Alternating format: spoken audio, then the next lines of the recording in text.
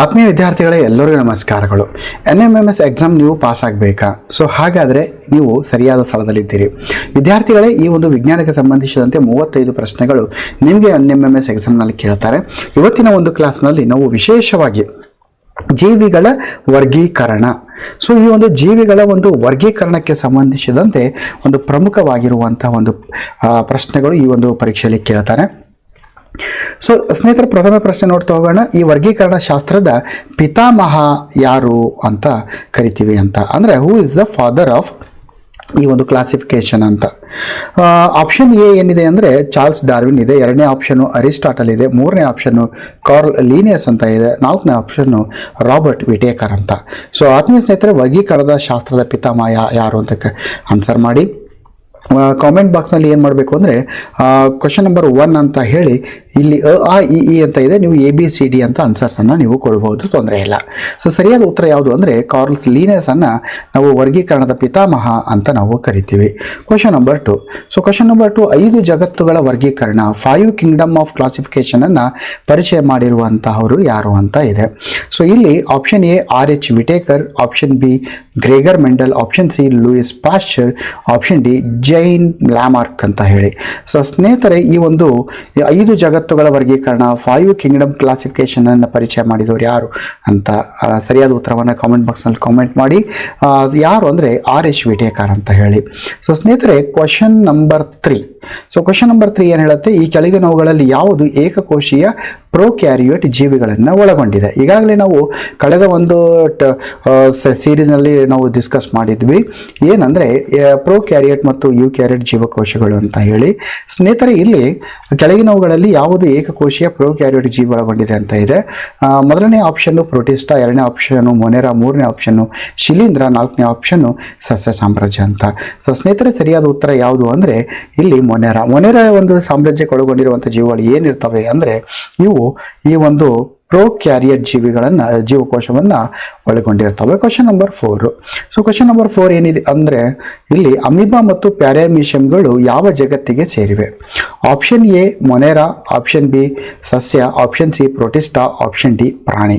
So ಸ್ನೇಹಿತರೆ, amoeba ಮತ್ತು ಪ್ಯಾರಾಮೀಷಿಯಂಗಳು ಏಕಕೋಶ ಜೀವಿಗಳಾಗಿವೆ.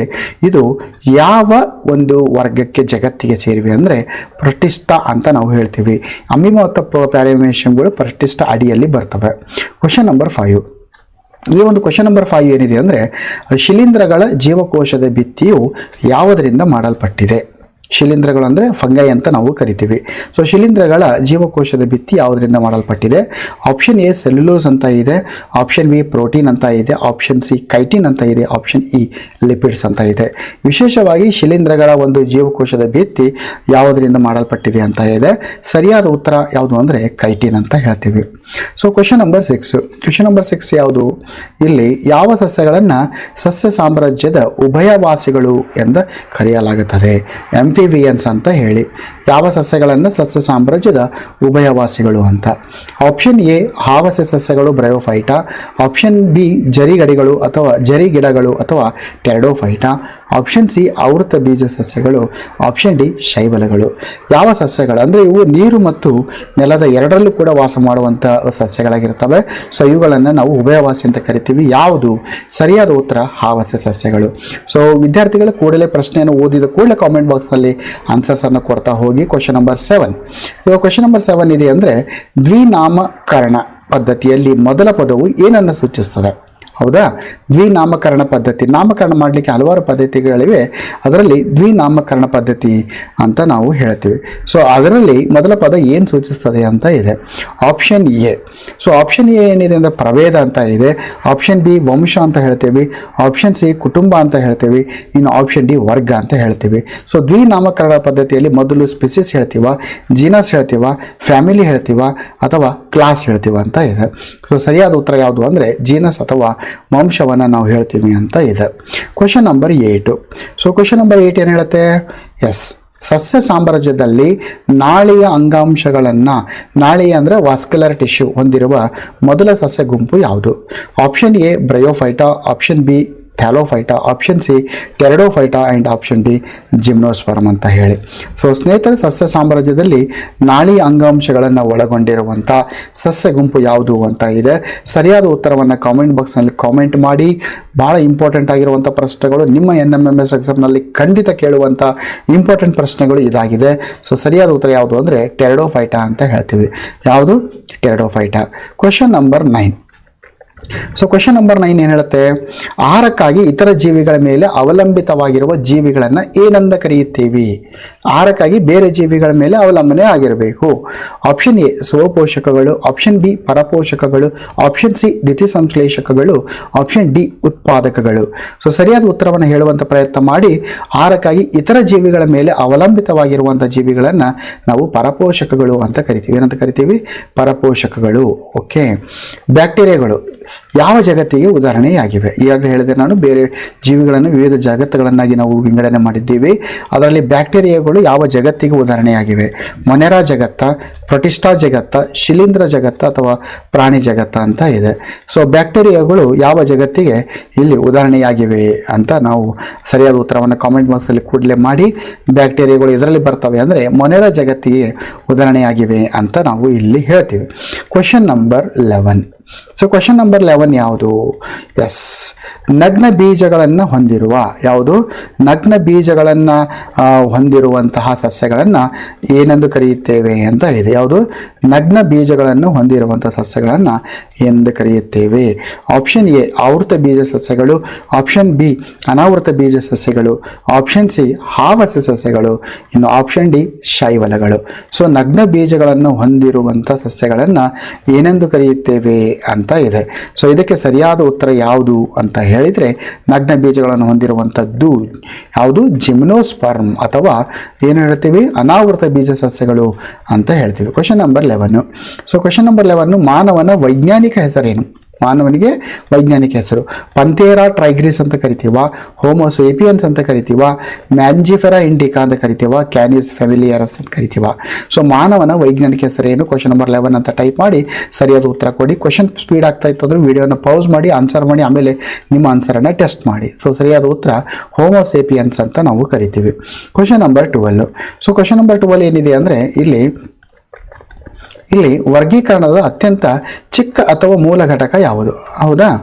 ವರ್ಗೀಕರಣದ ಅತ್ಯಂತ ಚಿಕ್ಕ ಅಥವಾ ಮೂಲ ಘಟಕ ಯಾವುದು? ಆಪ್ಷನ್ ಎ ಸಾಮ್ರಾಜ್ಯ, ಆಪ್ಷನ್ ಬಿ ವರ್ಗ, ಆಪ್ಷನ್ ಸಿ ಪ್ರಭೇದ, ಆಪ್ಷನ್ ಡಿ ಗಣ ಅಂತ ಹೇಳಿ. ಸೊ ವರ್ಗೀಕರಣದ ಅತ್ಯಂತ ಚಿಕ್ಕ ಅಥವಾ ಮೂಲ ಘಟಕ ಯಾವುದು ಅಂತ ಬಂದರೆ ಅಲ್ಲಿ ಸರಿಯಾದ ಉತ್ತರ ಪ್ರಭೇದ ಅಂತ ಹೇಳ್ತೀವಿ ಅಥವಾ ಸ್ಪೀಸೀಸ್ ಅಂತ ನಾವು ಹೇಳ್ತೀವಿ. Question number 13. So question number 13 ಏನಿದೆ? ಎಸ್, ಕ್ವಶನ್ ನಂಬರ್ 13 ಏನು ಹೇಳುತ್ತೆ ಅಂದರೆ, ಯಾವ ಜೀವಿಗಳಲ್ಲಿ ಕೋಶ ಕೇಂದ್ರ ಪೊರೆ ಇರುವುದಿಲ್ಲ? ಯಾವ ಜೀವಿಗಳಲ್ಲಿ ನ್ಯೂಕ್ಲಿಯರ್ ಮೆಂಬ್ರೇನ್ ಇರೋದಿಲ್ಲ ಅಂತ ಇದೆ. Option A eukaryote, option B prokaryote, option C ಬಹುಕೋಶೀಯ ಜೀವಿಗಳು, ಆಪ್ಷನ್ ಡಿ ಸಸ್ಯಗಳು. ಸೊ ಯಾವ ಜೀವಿಗಳಲ್ಲಿ ಕೋಶ ಕೇಂದ್ರ ಪೊರೆ ಕಂಡು ಬರೋದಿಲ್ಲ ಅಂತ ನಾವು ಹೇಳ್ತೀವಿ. ಸೊ ಸರಿಯಾದ ಉತ್ತರ ಯಾವುದು ಅಂತ ಬಂದಾಗ ಪ್ರೋಕ್ಯಾರಿಯೇಟ್. ಈಗಾಗಲೇ ಕಳೆದ ಒಂದಿಷ್ಟು ಸೀರೀಸ್ಗಳಲ್ಲಿ ಇದರ ಬಗ್ಗೆ ನಾವು ಡಿಸ್ಕಷನನ್ನು ನಾವು ಮಾಡಿದ್ವಿ. Question number 14. ಕಿಣ್ವ ಅಥವಾ ಎಂಜೈಮ್ಸ್. ಕಿಣ್ವ ಎಂಬುದು ಒಂದು, ಹೌದಾ? ಸಾರಿ, ಕಿಣ್ವ ಅಂತ ಬೇಡ, ಇಲ್ಲಿ ಈಸ್ಟ್ ಎಂಬುದು ಒಂದು ಏನಿದೆ?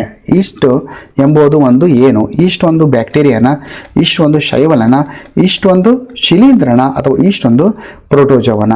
ಸೊ ಸ್ನೇಹಿತರೆ, ಈಸ್ಟ್ ಎಂಬುದು ಒಂದು ಏನು ಅಂತ ಇದೆ. ಸರಿಯಾದ ಉತ್ತರವನ್ನು ಆನ್ಸರ್ಸನ್ನು ಕೊಡಿ. ಇಲ್ಲಿ ಯಾವುದು ಅಂತ ಹೇಳಿದಾಗ ಸರಿಯಾದ ಉತ್ತರ ಶಿಲೀಂಧ್ರ. ಈಸ್ಟ್ ಒಂದು ಏನಿದೆ ಅಂದರೆ ಶಿಲೀಂಧ್ರ ಅಂತ ನಾವು ಹೇಳ್ತೀವಿ. ಲಾಸ್ಟ್ ಕ್ವಶನ್ ಇವತ್ತಿನದು, ಭಾಳ ಇಂಪಾರ್ಟೆಂಟ್ ಕ್ವಶನ್ಸು. Question number 15. ನಾನು ಇಲ್ಲಿ ಇದನ್ನು ನಾನು ಟೈಪ್ ಮಾಡಿ ಹೇಳೋದಿಲ್ಲ, ಡೈರೆಕ್ಟಾಗಿ ನಿಮಗೆ ಕೇಳಿರ್ತೀನಿ. ಸೊ ಸ್ನೇಹಿತರೆ, ಈ ಒಂದು ಸೂಕ್ಷ್ಮಾಣುಜೀವಿಗೆ ಸಂಬಂಧಿಸಿದಂತೆ ಒಂದು ಬೋನಸ್ ಕ್ವಶನ್ಸ್ ನಿಮ್ಗೆ ಏನು ಕೇಳಬೇಕಾಗಿದೆ ಅಂದರೆ, ಇಲ್ಲಿ ಓಕೆ, ಲೆಗುಮಿನಸ್ ಸಸ್ಯಗಳ ಬೇರುಗಳಲ್ಲಿ ಕಂಡುಬರುವಂಥ ಒಂದು ಸೂಕ್ಷ್ಮಾಣುಜೀವಿ ಯಾವುದು? ಲೆಗುಮಿನಸ್ ಸಸ್ಯಗಳ ಒಂದು ಬೇರುಗಳಲ್ಲಿ ಕಂಡುಬರುವಂಥ ಸೂಕ್ಷ್ಮಾಣುಜೀವಿ ಯಾವುದು ಅಂತ ಪ್ರಶ್ನೆ ಇದೆ. ಸರಿಯಾದ ಉತ್ತರವನ್ನು ನೀವು ಹೇಳಬೇಕು. ನಾನು ನಿಮ್ಗೆ ಆಪ್ಷನ್ಸ್ ಕೊಡ್ತೀನಿ. ಒಂದು ಲ್ಯಾಕ್ಟೋಬ್ಯಾಸಿಲಸ್ಸು, ಎರಡನೇದು ರೈಜೋಬಿಯಮ್ ಇದೆ, ಮೂರನೇದು ಯಾವುದು ಅಂದರೆ ಶೈವಲ ಇದೆ, ನಾಲ್ಕನೇದು ಶಿಲೀಂಧ್ರ. ಸೊ ಈ ಒಂದು ಲೆಗುಮಿನಸ್ ಸಸ್ಯಗಳ ಬೇರುಗಳಲ್ಲಿ ಕಂಡುಬರುವಂಥ ಸೂಕ್ಷ್ಮಾಣುಜೀವಿ ಯಾವುದು? ಸೊ ಆನ್ಸರ್ಸನ್ನು ಮಾಡಿ ಕಾಮೆಂಟ್ ಬಾಕ್ಸ್ನಲ್ಲಿ ಇದು ಸರಿಯಾದ ಉತ್ತರ ನಾನೇ ಹೇಳ್ತೀನಿ ಯಾವುದು ಅಂದರೆ ಲೆಗುಮಿನ ಸಸ್ಯಗಳ ಬೇರುಗಳಲ್ಲಿ ಕಂಡು ಬರುವಂಥದ್ದು ರೈಸೋಬಿಯಂ ಬ್ಯಾಕ್ಟೀರಿಯಾ ಇರ್ತದೆ. ಸೊ ಆತ್ಮೀಯ ವಿದ್ಯಾರ್ಥಿಗಳು, ಇವತ್ತಿನ ಕ್ಲಾಸ್ನಲ್ಲಿ 15 ಪ್ರಶ್ನೆಗಳನ್ನು ನಿಮ್ಮೊಂದಿಗೆ ಚರ್ಚೆಯನ್ನು ಮಾಡಿದ್ದೇನೆ. ಸೊ ಈ ಒಂದು ಪ್ರಶ್ನೆಗಳು ನಿಮಗೆ NMMS ಎಕ್ಸಾಮನ್ನು ಕ್ರ್ಯಾಕ್ ಮಾಡುವ ನಿಟ್ಟಿನಲ್ಲಿ ಖಂಡಿತವಾಗಿ ಕೂಡ ಉಪಯೋಗವಾಗುತ್ತೆ ಅಂತ ಹೇಳ್ತಾ, ಮುಂದಿನ ಒಂದು ವಿಡಿಯೋ ಕ್ಲಾಸ್ನಲ್ಲಿ ಮತ್ತೊಂದಿಷ್ಟು 15 ಕ್ವಶನ್ಗಳು ಇಟ್ಕೊಂಡು ಮತ್ತೆ ನಿಮ್ಮ ಮುಂದೆ ಬರ್ತೀವಿ ಅಂತ ಹೇಳ್ತಾ, ಮುಂದಿನ ತರಗತಿಯಲ್ಲಿ ಮತ್ತೆ ಭೇಟಿಯಾಗೋಣ. ಎಲ್ಲರಿಗೂ ನಮಸ್ಕಾರಗಳು. ಜೈ ಹಿಂದ್, ವಂದೇ ಮಾತರಂ.